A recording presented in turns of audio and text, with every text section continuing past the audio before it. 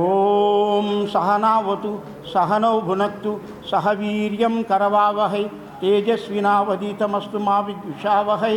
ఓం శాంతి శాంతి శాంతి. ఓం వాంగ్మే మనసి ప్రతిష్ఠిత మనోమయ వాచి ప్రతిష్ఠితం ఆవిరావిరమ వేదం అనిష్టః ఋతం వదిష్యామి సత్యం వదిష్యామి తన్మావతు తద్వక్తారమవతు అవతు మాం అవతు వక్తారం. ఓం శాంతి శాంతి శాంతి. అయితే నేను స్వామీజీగా అయినప్పటి నుంచి అప్పుడప్పుడు ధ్యానంలో కూర్చుండే దానివల్ల తోపికలు వస్తాయి. నేను వీరబ్రహ్మేంద్ర స్వామిని ఉపాసిస్తుంటాను.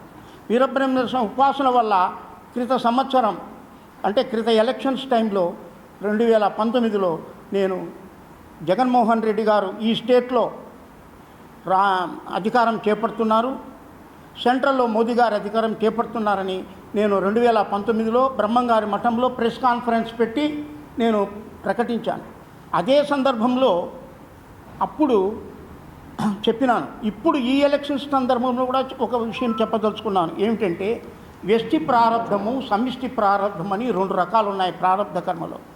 ఒక మనిషి ఒక పని చేయాలన్నప్పుడు మనస్సు సంకల్పిస్తుంది, బుద్ధి నిర్ణయిస్తుంది, కానీ ఆ కార్యక్రమం నెరవేరకపోవడము ప్రారబ్ధాగామ సంచిత కర్మలను బట్టి ఆధారపడి ఉంటుంది. నువ్వు ఒక పని చేయాలనుకుంటే నీ యొక్క కర్మ ఫలితాన్ని బట్టి నీ యొక్క ప్రారబ్ధాగామ సంచిత కర్మలను బట్టి ఆ పని నెరవేరడం జరుగుతుంది. అయితే నువ్వు ఒంటరిగా ఆ పని చేయలేకపోతే కొంతమందిని కలుపుకొని ఆ పని చేస్తే ఆ పని నెరవేరుతుంది. దాన్ని సమిష్టి ప్రారంధము అంటారు. అంచేత వ్యష్టి ప్రారంధము సమిష్టి ప్రారంధము. ఇక్కడ ఏమిటంటే ఇప్పుడు భవిష్య పురాణాన్ని ఏం తెలియజేస్తుంటే భవిష్యవాణి ఏం తెలియజేస్తున్నదంటే వ్యష్టి ప్రారంధం కాకుండా సమిష్టి ప్రారంధం తోడైంది చంద్రబాబు నాయుడు గారికి.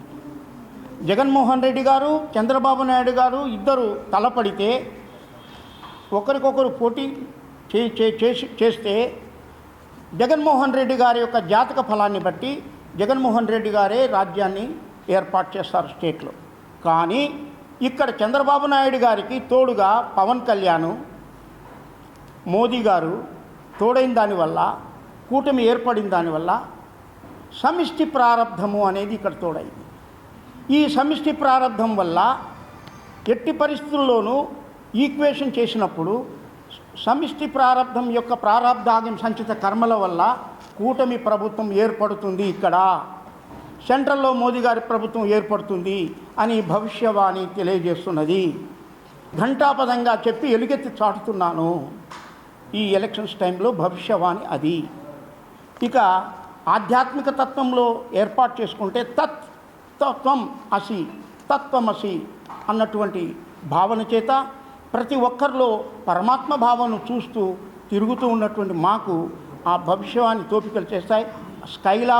స్కైలాబ్ కూడా నీళ్ళలో పడుతుంది, మనం పడదు అని చెప్పేసి విశాఖపట్నంలో నేను చెప్పాను జోష్యం. అప్పుడప్పుడు ఇటువంటి విషయాల్లో నేను జోష్యం చెప్తూ ఉంటాను, అవి నెరవేరుతుంటాయి. క్రిత పర్యాయం మీరు పేపర్లో చూసుకుంటే 2019లో జగన్మోహన్ రెడ్డి గారు ప్రభుత్వం ఏర్పాటు చేస్తున్నారని చెప్పేసి నేను ఘంటాపదంగా బ్రహ్మంగారి మఠంలో చెప్పిన దానివల్ల చాలామంది నన్ను తిట్టారు. ఎందుకంటే చెప్తావు జగన్మోహన్ రెడ్డిని, చంద్రబాబు అందరికీ పసుపు కుంకాల కోసం డబ్బులు పంచాడు కదా, ఆయన గెలుస్తాడు కదా అని నన్ను తిట్టారు.